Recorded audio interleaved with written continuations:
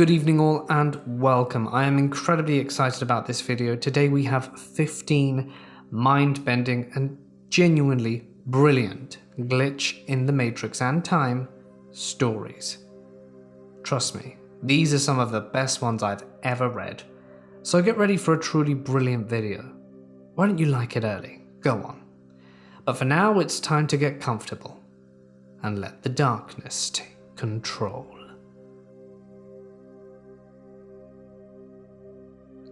As a child, my parents always introduced me to everyone that ever came to our house.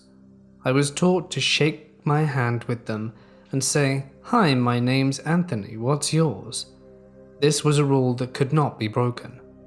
One night, when I was 7 or 8, I had a bad dream about being old. I went out to the living room to talk to my dad, who always used to play Legos with me when I had a bad dream. This time, when we got the Legos, there was a man in a chair. I went to introduce myself, and to my surprise, Dad shooed me away, got out my Legos, and proceeded to talk to the man instead of play with me. The man and my father talked for some time about things I didn't understand and didn't say a word to me. It was weird, but I was young and the Legos were fun, and eventually I forgot the whole thing and went to bed. Never thought about it again. Fast forward 12 years. I head to bed one night after having a beer with 1 or 2 of my friends, and immediately start, from what I can tell, lucid dreaming. I've never had a lucid dream this vivid since or before. In the dream, I'm sitting in a chair talking to my dad about what I've done with my life. He is happier than usual and very interested. In the distance, I hear a young person calling for him. He gets up, walks out the room, and returns a minute later with a child and a box of Legos. Young me approaches me. My dad shoos the child away. Young me goes to play with Legos, and my dad and I commence talking about the dangers of the butterfly effect and how everything could change if we spoke. He insists we wait until young me falls asleep to continue talking about the future. I have 2 more similar dreams where I see myself from perspectives of mysterious forgotten people and situations, all with my father, all discussing time travel, my future life, and the consequences of changing things. I woke up absolutely convinced I had time traveled. That, or the ghost of Christmas past, decided he wanted to take an off-season shift. It took me a week to realize it, and still gives me the willies just thinking about it. 4 or 5 years ago, I worked at a Little Caesars Pizza. Usually I would work inside on the pizzas, but we had just started up this Monday Madness deal where pizzas were only $4 on Monday, so we needed someone to advertise this great deal. I was a wild and weird metalhead, so I took up the position on Mondays of just going out there throwing around a sign to get attention and bring people in for delicious pizza. Not exactly glamorous, but I had fun. One day while I was out there doing my thing, I see a van coming straight at me. It jumps the curb and slams into me, and I feel it crush against me and the electrical box controlling the streetlight. I see a quick flash as the traffic light flicks off and then black out. I gasp, and I'm still on the corner and nothing has happened, no van or anything. Well, I was a little shaken, so I decide to pack up and walk back to the store for a break. I walk no more than 15 feet from the corner when I hear a crash. I look back, and a van just hopped the curb into the electrical box, and I watched the traffic light flick off. Needless to say, I took the day off. Still think about it from time to time. This is a story that I've never told anybody. Because, well, even I think I sound a bit crazy just by sharing it. Let me take you back in time. Me and my then girlfriend called Audrey went to see a movie a few years back, Transporter 3. We both smoked at the time and were collectively out of smokes, so on the way to the theatre, we go and grab a pack. Because of this, we were a bit late to the movie, and never had a chance for a pre-flick cigarette. Anyway, we saw the movie, and a guy on our way out called Mike, a friend of ours, came up and asked if we wanted to join him for a smoke. As we walked out the building, Audrey took off the plastic from the pack and tossed the plastic into the trash can. As we stood there talking to Mike, a guy came up to us and asked Audrey for a smoke. She told him we were on our last one. The guy didn't take kindly to that and started shouting about how she's lying and how she's got no right to lie to him. We offered him a "sorry dude" and walked away. Then things got messy. He grabbed Audrey's wrist and wouldn't let go and started shouting. Now I'm not gonna let someone harm the person I love, so I stepped between them and grabbed the arm he was using to hold her. Then, before I knew what was happening, I had horrible pain in my stomach and throat. My coat was getting wet, and Audrey was shouting, "Stop!" I also heard Mike saying, "What the hell?" Then I started feeling what I could only describe as exhaustion, and I no longer had the strength to hold my head up. As my head was dropping, I saw the red all over my coat, and the knife the guy was holding. My vision started going black, and the sounds became muffled. As I felt gravity overcome me, I heard a single sound coming from all around me, like it was the only thing that had existed. It was Audrey calling for my name for help, just once. The instant after I heard her, it felt as though the universe began to shake. A mid-range hum took over my ears, and all the black became a flash of blinding light.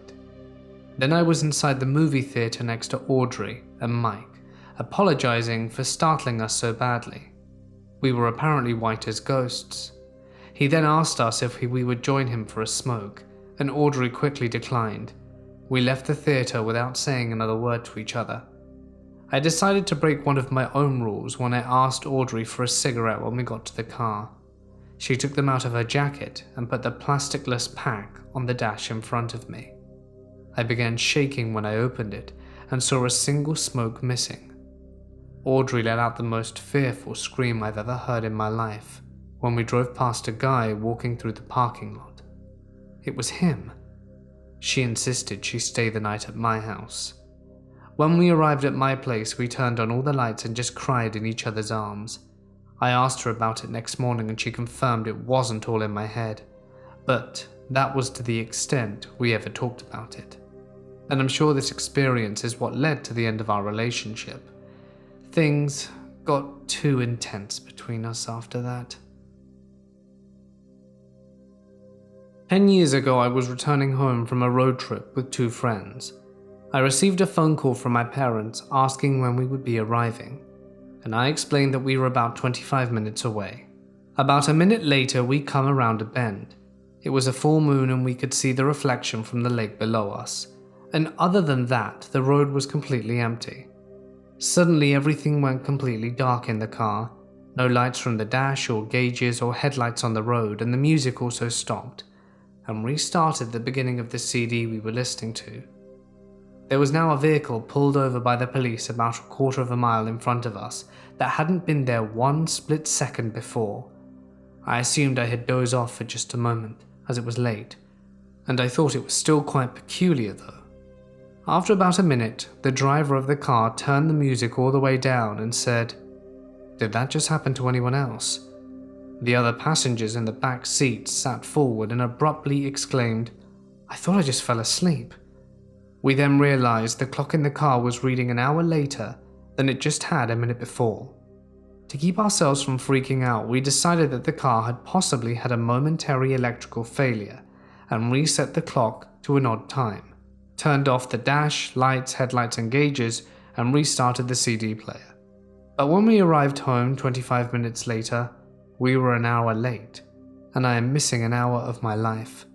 And to this day, I have no idea how it happened. When I was in college, I was coming home from work at about midnight. I lived in a super rural area. My car at the time had a large moonroof, all relevant.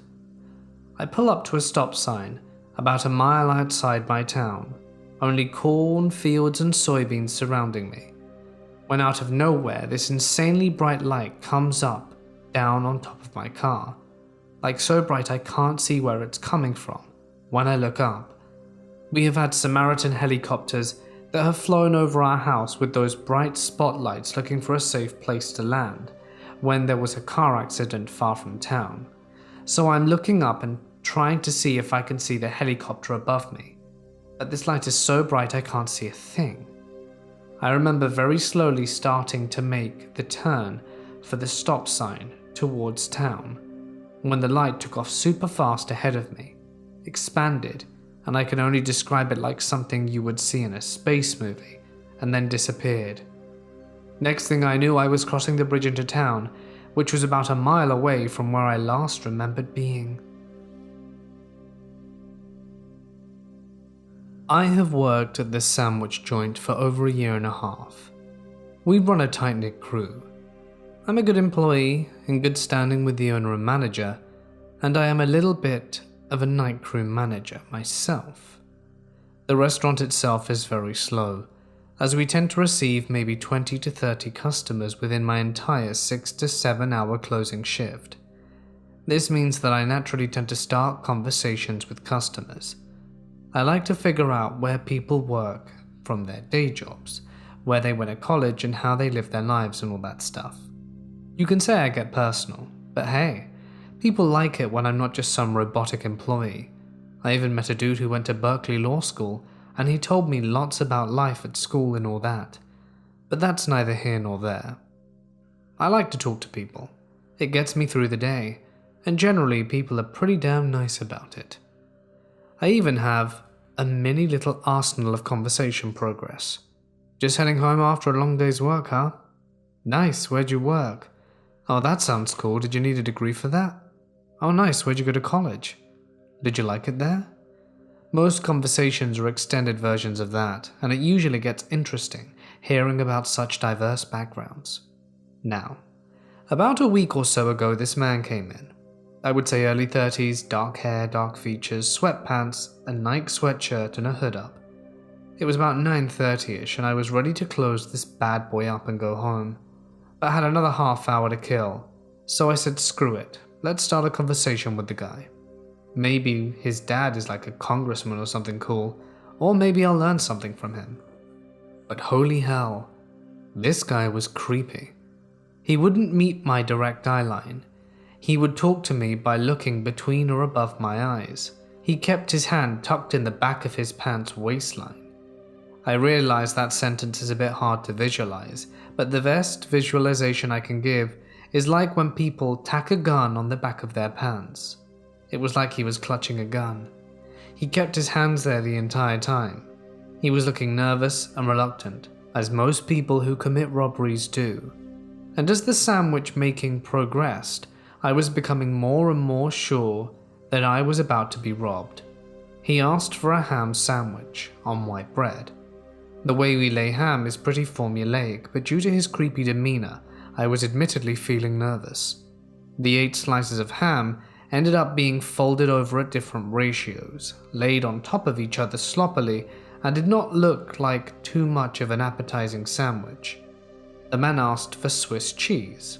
The formula calls for 4 slices, so, as I always do, I picked up a stack of the triangularly cut cheese and fan it out in such a way where I can grab 4 and throw the rest back to the pile. I lay the cheese in a less than ordinary fashion, and the sandwich is still clearly missing its picture perfectness that you see on TV. These details may seem irrelevant, but I just want you to know the gist of it. You'll see why. The man asked if I could toast his sandwich. This means I'd have to turn my back to him for a few seconds to throw it in the toaster. I was running a lot of stuff through my mind, and I was not prepared to turn my back to him. This caused a sort of mini panic. I grabbed his sandwich and attempted to stand in such a way that I could keep my eye on him, with my waist twisted enough to get the sandwich in the toaster, but while still looking at him. As you may have guessed, I dropped it. I dropped the sandwich. I made a basic attempt to catch it as it fell, you know? Kind of like flared my knee up and tried to use my waist as a sort of cushion to hold up my elbow to catch the sandwich, but to no avail. I guess just imagine fumbling with your phone and then the weird motions your body makes in an attempt to catch it, right as you realized you've dropped it. I was panicking hardcore, and before I looked up, I was bracing myself for a very angry, creepy stare. But he is gone. He had left. He vanished. I didn't even hear the squeak of the door, the footsteps, nothing. I ran outside. I looked left, looked right, looked left again, and there were no cars driving anywhere. No cars were even remotely parked close enough for him to be hiding in or behind of. He was just gone. The sandwich was still on the ground, fallen face down. One of the triangles of cheese landed in just the perfect angular contrast with the tiles of the floor. Of the 8 pieces of ham on the sandwich, 6 were left betwixt the bread and the floor, while the other 2 flew off and landed adjacent onto the cabinet on top of which the toaster is located. Fast forward to last night. A man much older than the first comes in. I would say 60s, white hair, dark features, probably about 6'6". Was probably the tall, dark and handsome type dude in the 70s or something. Pretty nice man, up until he started ordering his sandwich. I just got chills remembering that last part, because I have no idea how to proceed with the story. It's just so unsettling. He ended up asking for white bread, and I started to carry on my casual conversation. How's your night going? Just getting off work? The man answered with a stern affirmative and offered no other information. Okay, clearly this guy didn't want to talk about anything other than his sandwich. Weird. What kind of sandwich for you, sir? Ham. Alright, pretty stern guy, no nonsense. Maybe he's like in the mafia or some shady stuff, and he got nervous when I asked about work. Alright, fine. Let me make you your sandwich and you can get out of here. He then reaches behind his waist, in the exact same way the first guy did. I swear to God, the gesture and motion were all the exact same smoothness, timing and form. He kept his left hand there in the exact same way the other man did about a week ago. The same way. Everything started eerily coming back to me now. It was almost like the most jolting deja vu moment I had ever had, and I honestly thought it was just that, deja vu. But wait, there's more. The way I ended up laying the ham looked very similar. The distance between each slice, the way each layer peeled off the stack in ratio to the next, the way the slices fold over. I can honestly swear to you that I was building the same sandwich that I built a week ago. I was having one of those moments where a bunch of stuff just passes through your mind at once, and it actually is kind of surprising how many thoughts you can have in such a short amount of time. But I remember telling myself to just take the risk, and just reach for the Swiss, because I just had the feeling. How did you know I wanted Swiss? I was taken aback. He actually wanted Swiss. How in the world would I pass it off as a lucky guess? Well, exactly. How do you think? Lucky guess, I uttered, as I let out a meager, pathetic little chuckle. The man proceeded to say the most spine-chilling thing I'd ever heard. I read stories on Reddit about paranormal and weird stuff happening to a few people. There's actually a very popular Ask Reddit thread about it. And I always read the same variation of the quote, chills down my spine, and I have never really experienced that until that night. The man looks at me as if I told him the winning lottery numbers for the next win. Very inquisitive, very, very strong sense of passion in his words when he said this. No, seems like you've done this before. He just called out my deja vu.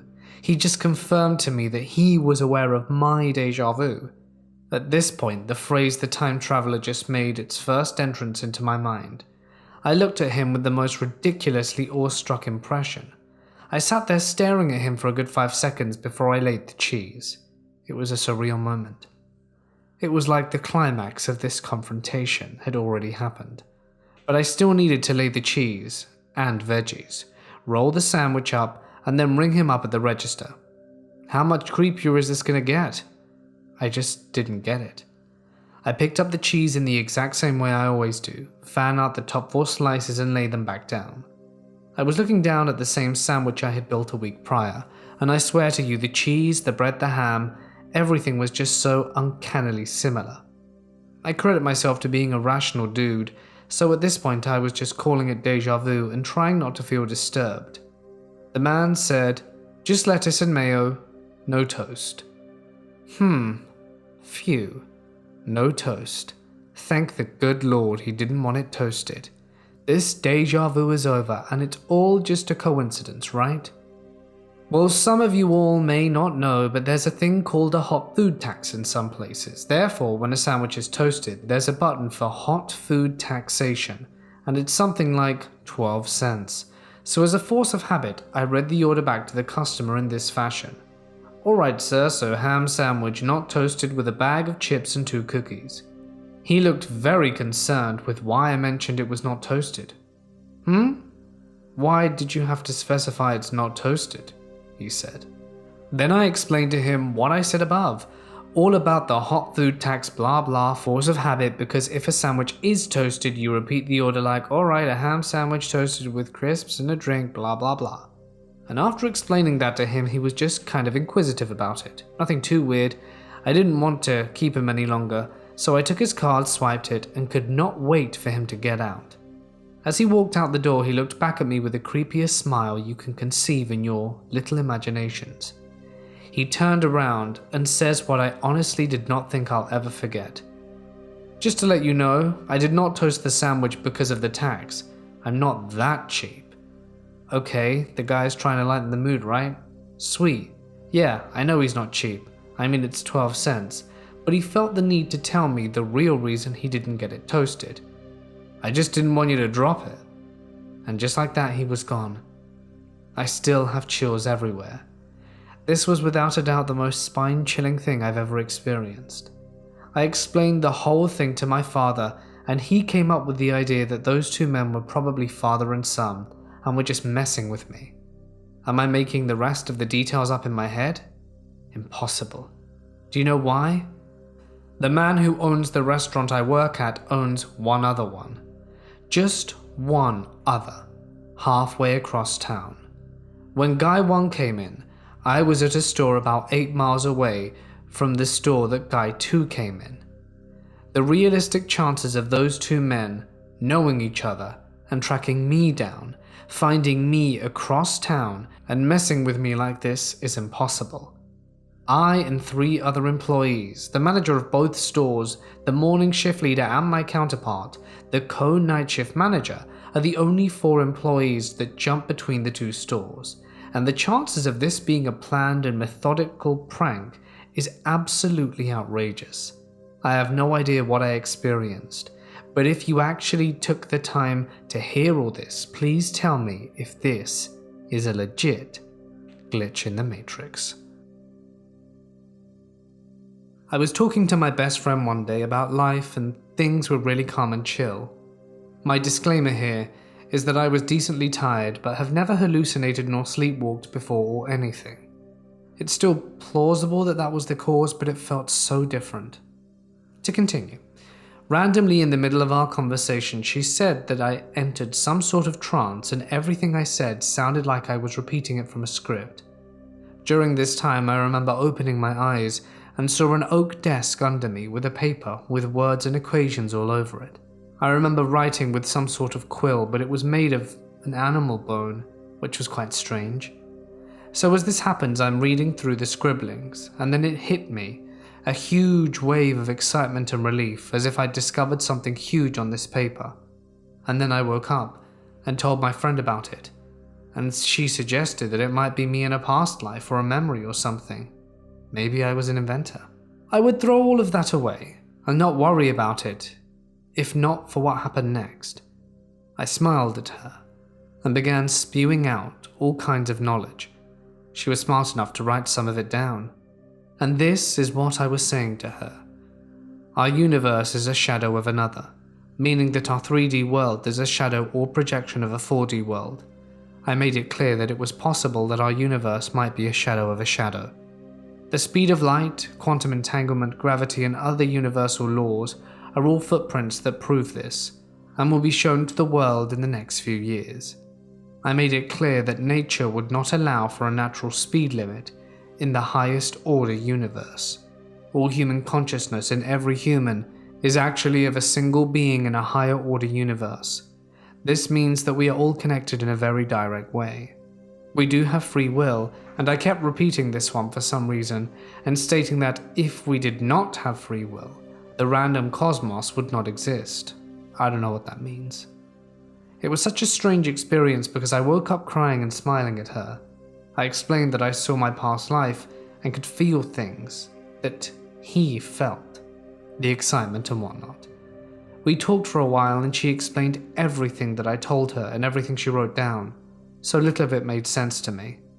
I am completely confused as to where any of that came from, and I haven't slept in 2 days, but I'm extremely happy and excited about all of this. It feels so surreal. My girlfriend and I had been together for about a year at the time, never had big problems. We are both pretty relaxed people, never had a big fight and never had trust issues, the whole shenanigan. So one day I was out in front of my apartment building smoking a cigarette. This was before we lived together, and I had seen her the night before, had a nice dinner, gone out to a bar, then gone back to my place, after which she took a taxi home. So as I'm standing out in front of my apartment building, she pulls up in a taxi. I wasn't expecting her, and was pleasantly surprised to see her. I put out my cigarette, smiled, and walked up to her, saying something like, "Hey, what are you doing here?" in a very friendly and happy way. She scowls at me and slaps me across the jaw. Obviously, I'm dumbfounded and at a loss for words, so I kind of just look at her. She never said a thing, just barged past me into the building. I followed her up to my apartment, asking her what was happening the whole way. She goes into my apartment, grabs her bag and some stuff she'd left there, throws a few things at me, breaking a glass or two and knocking down a bunch of stuff on a shelf. She calls me a pig, says she knows everything and that I've broken her heart. I'm trying to figure out what's going on, obviously, and she stops on her way out when I touch her sleeve, glares at me again and slaps me, telling me something like, "I hope I never see you again," and walks out. I followed her to the street. She got in a cab and drove off. The street was pretty empty, and this was about maybe 8:30 to 9 p.m, and I watch her drive off. At this point, I'm at a loss for words, scared, and above all, sad. Then I'm watching the cab drive away, when at that precise moment someone hugs me around my waist from behind. I turn around and it's her, in running clothes. She was wearing heels and a leather jacket before, and I went completely pale. She just goes, "Hi," in her usual happy-go-lucky tone. Then she notices my look and said, "What's wrong?" I spun around. No taxi. It had literally driven away 5 seconds earlier. No way it could have turned in that time, and all the lights were red. I didn't say anything to her. I just ran upstairs. Her bag was gone, things were still broken, and my door was still wide open. So then I told her. We were both monumentally confused. There's no way I could have mixed her up with someone else, and she's an only child. We had security check the cameras, and sure enough, me following a girl to my apartment. The angles weren't great and the film wasn't great quality, but it's pretty easy to see me and my face, but hers was always hard to make out, but it looked a hell of a lot like her, but was never a clear shot. No way it was the same girl. Still creeps me out to this day, and we don't talk about it. We ended up doing a police report. They came up, gathered up all the broken stuff, and found only my fingerprints and my girlfriend's on them. Same with the door. And this girl got into my apartment building herself, which means she knew my door code.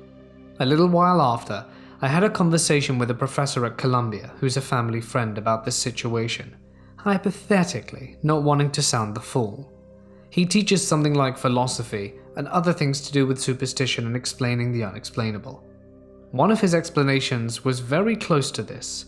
Somehow, a mirror of our world running a nearly identical timeline folds over ours or collides with ours temporarily. Maybe she saw me at the bar the night before with another friend or girl, not seeing her face, and decided to break up with me the next morning coming to my apartment. The amount of disturbance that resulted in caused our two worlds to break apart right as she drove away. I'm not really one to believe in those things, but after this I don't consider anything impossible. Also, that makes me wonder, if it's true, how much did that mess up this mirror world? Things can't possibly be the same there now. She broke up with me. I don't know. It's a lot to think about. Growing up, my sister and I were good friends with our neighbor Matt, who had a dog, Molly. Molly ran away one day, so the three of us set out into the nature preserve behind our home to look for her. Matt's brother Chris set out separately. In the preserve is an old dam/mill from the 1700s that's rumored to be haunted. When we got to the mill, we saw Chris and the dog on the other side of the river, maybe 30 yards away. "Matt, I got her, I'm bringing her home," Chris yelled. But something didn't feel right, and the three of us gave each other that look. We headed home knowing Chris would be a bit behind us, since he'd have to go a mile or two out of his way to cross the bridge. When we got home, there was Matt's mum and the dog. She was under the porch the whole time, she said. And a little while later, Chris showed up, having never gone into that part of the woods at all. December 2018. I was alone at home at one of my exes, and she was out of town at work. One night I woke up to the sound of rumbling and keys opening the door. I get up and run towards the hallway that overlooks the stairs and front door. When I see the handrail, I immediately notice the handrail of the stairs is decorated with lights and a poinsettia wreath spiraling down the rail. I was incredibly confused as I had never decorated it. Then a second later, a man walks in the door. I still remember his face so well. He was tall, maybe 6 foot, military haircut. I think it's worth noting that we live in a military base. Basically everyone who lived in housing was active military. He was light-skinned, he looked mixed, thin, but in shape, and he looked like a runner. While I'm watching this man walk into my house, take his jacket off and put it to one side, on top of this small bench. All of this is happening so fast it felt eternal. As I'm watching him do this, I say out loud, "What the hell?" And he looks up to where I'm standing, and he's just as surprised to see me, and then he goes, "Oh crap." Then I run back to my room and hop back in bed. It's only then that I wake up again and immediately run towards the hall, but this time there's no poinsettia wreaths and lights on the handrails, and there's no man coming in the door. It's as if I had crossed into an alternate reality for a minute. Perhaps in a parallel reality, that man lived in the house and I somehow glitched and came across into his universe and saw him. He's probably still talking about that incident to his buddies, like I talk about it to mine. It was really bizarre. I was sitting in my psychology class with my friend Ben one day. We were handing in our assignment to the teacher so that she could mark it and give it back to us with feedback the next day. Both Ben and I and our teacher remember the following events happening. Ben put his homework in one of those plastic pockets and placed them on the table in front of the teacher. Then our teacher took it and placed it in her binder. The next day she handed back everyone's homework except for Ben's. Ben asked her if she'd marked his, and she looked at him weird and said that she did, and distinctly remembered marking Ben's work as he was one of the smartest in our class, and she always remembered marking his. She looked in her folder again, flipping through each page but couldn't find it. She was starting to think she left it at home by accident when Ben opened his book to find his homework unmarked and in the same spot it was in yesterday before he had handed it in. All three of us were absolutely confused. We all remember and saw him hand it in, and our teacher even remembered marking it. Me and Ben even knew exactly where he placed his homework on the table. In fact, to this day I can still remember these events so clearly, and I have zero explanation for how his work ended up back in his book. I was home alone, where I am currently living with my mother, her small dog, and my 2 small dogs. I was in the dining area at the front of the house, talking on my cell with my stepmother and cleaning the dining room table off, which, since COVID has us both working from home, has become a home office desk.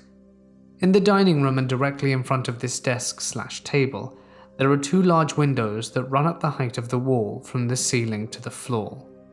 The windows look out of the front porch, followed by the garden, the front lawn, the sidewalk, and the street.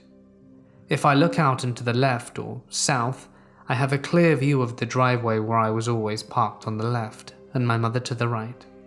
It was about noon on this day, and my mother had gone to the grocery store to pick up a few things, then for a quick stop off at a friend's house.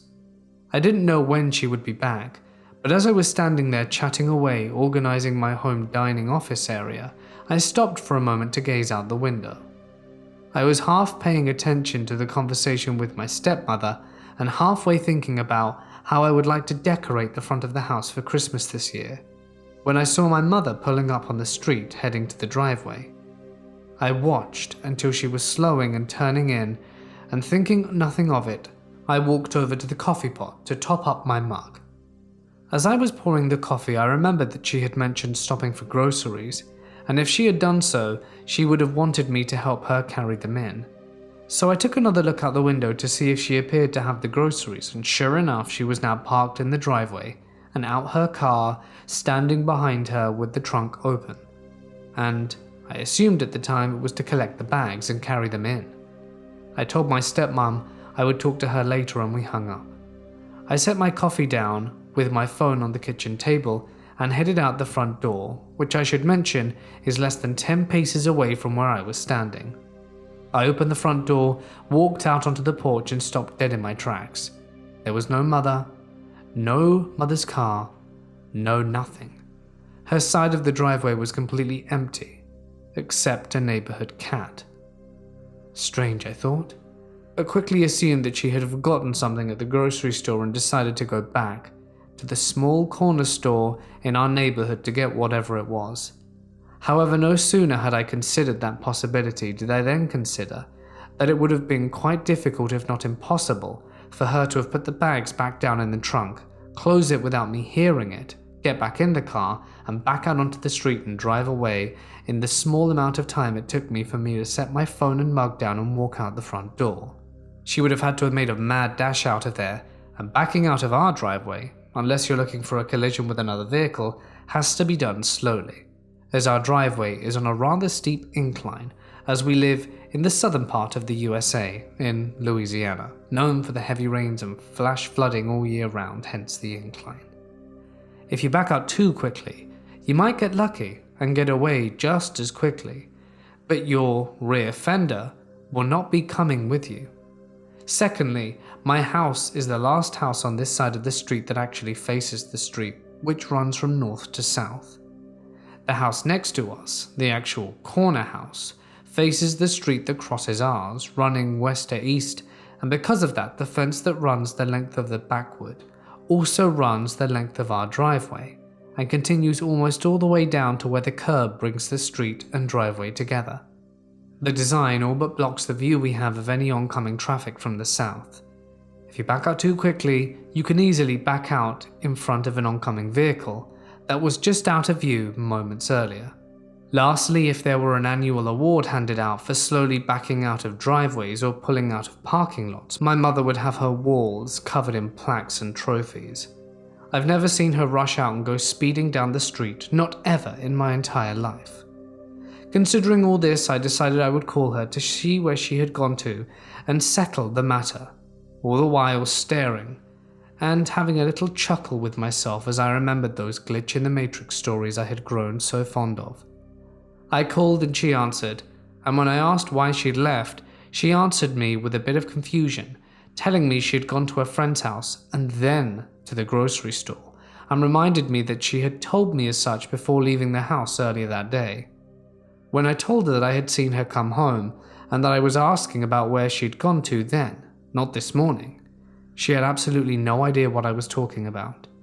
She said she was about 10 miles from the house still heading home and actually hadn't come home yet at all. When I told her about what I'd seen up the driveway, she told me I was freaking her out and that she'd be home soon. We hung up and I stood at the same window waiting, and like clockwork, within a few minutes of ending our call, I watched her drive up the street from the same direction she had done so before, north heading south. I saw her car slow and come to an almost stop to allow her to turn in the driveway, and as I walked from the window to the front door and out the house to help with the bags, she pulled into the driveway and parked. By the time I'd made it to her parking space, she was getting out the car, and this time I stood with her behind the car with the trunk open and started to collect the bags to carry in. I watched the entire scene played out, just as it had done when I watched it from the window minutes before, with the only difference being I was standing outside with her watching it instead of watching from the dining office window. Everything looked exactly as it had when I watched the scene play out earlier, down to the clothes she was wearing and her mask hanging from her left ear, which is interesting to note as she rarely hung her mask off her ear, but I do remember noticing it hanging there the first time. Anyhow, we carried the bags in and life went on as usual, as it tends to, and I considered two possibilities, one being a quick but uneventful jump into and then return from the future. But had that been the case, the events would have unfolded exactly as they had before, and I would not have been standing with her behind the truck the second time. I would have watched her from the window just as I had the first time. And the second is a glitch in the matrix of our world. If I wasn't so familiar with these stories, I may as well have considered the possibility that I'd lost my mind. But I am familiar with them, and will simply chalk it up to a glitch in reality. I lived in the Hollywood Hills and this happened in the 80s. Crazy knocking at my door at 9 p.m. I go to answer the door and there's a lady there just hysterical, talking about, "There's so much blood." She looks normal and is dressed in clean clothing, so I let her in. She tells me a story about seeing someone get stabbed. I call the police and two uniformed LAPD officers arrive within 10 minutes. They take the lady away and tell us that she was reported missing, has a mental condition and that lives up the street. All good. 30 minutes later, another knock at the door. Two different cops this time responding to the call. They have no idea who the other two officers were. They take our information and statements and description of the officers as well as the lady as well. Radio conversations back and forth ensue, and they really don't have any idea how any other cops could have picked her up, because they were given the call 40 minutes ago. I've experienced weird occurrences that seem like glitches. The first one happened when I was about 10 in 2014. My mum took me and my brother to get some new clothes. My brother and I picked some clothes and each a pair of pajamas. We took the bag with all the clothes in it and put it in my room. Later that night, I went to take out my clothes and put them away, but my pajamas were different, but the same size and brand, just a different pattern. This confused the hell out of all of us. This was extremely weird, but life went on. Fast forward to 2017 to my second experience. I was around 13 and I had to walk my dogs. One of them doesn't require a leash and he just follows me. I walked to the backyard of my apartment building and the backyard was around 100 meters long. My dog ran around 40 yards down the yard, so I kept my eyes on him, with my other dog on a leash. I saw my dog stop at a bush to pee, and when he was finished he looked back at me and then continued to walk forward until he just faded away and disappeared, and I couldn't believe it.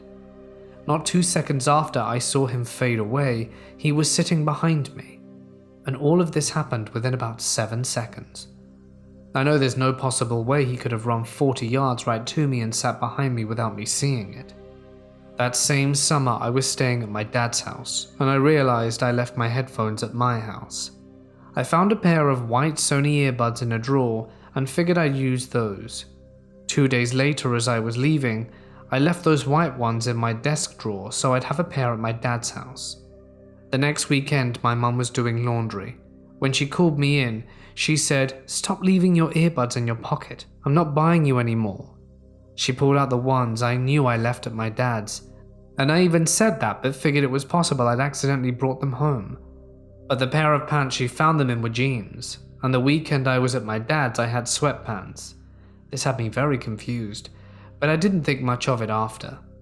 I took those headphones and put them on my desk at my house. The weekend after I went back to my dad's, and this time I brought my Beats Solo 3 headphones and left the white ones back home.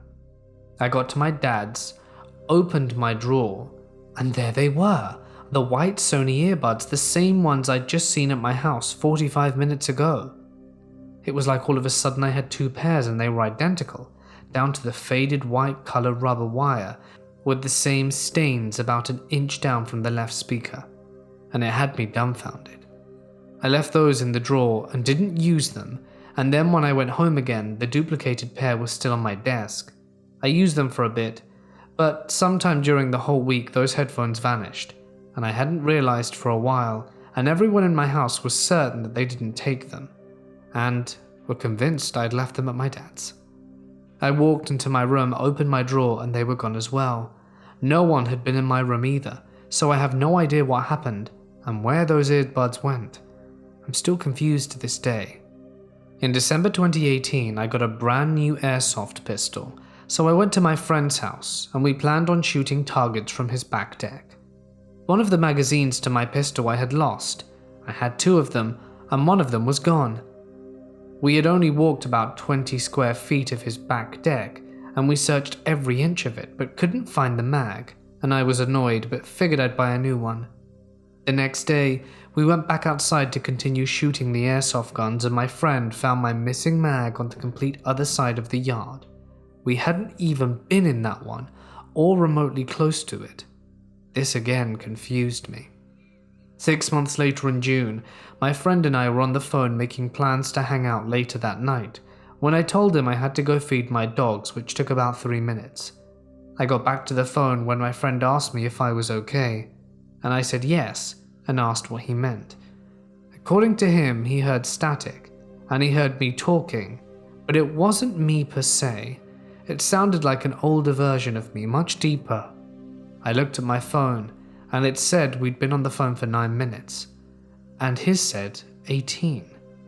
I remembered it was around 6:30, but time went by faster, and I was only gone for 3 minutes, but my friend said it was way longer. This was my last glitch, and I hope I don't have any more. Years ago, I went to a friend's Halloween party, and right after walking in the door, I saw this guy across the room. Immediately recognized him and thought, "Oh my god, I haven't seen you in years." I waved in excitement, and he did the same further. After I made my way across the room and we began talking, I slowly realized that I wasn't sure I knew him. As we both tried to figure out where we had met each other, we realized we had never met and didn't have any mutual friends. He was just at the party somewhat randomly through an acquaintance. I thought it was just me with this feeling, but he swore he knew me too. After chatting for a bit, that feeling faded, and I had no feeling of familiarity anymore. Even just remembering this doesn't do the feeling justice.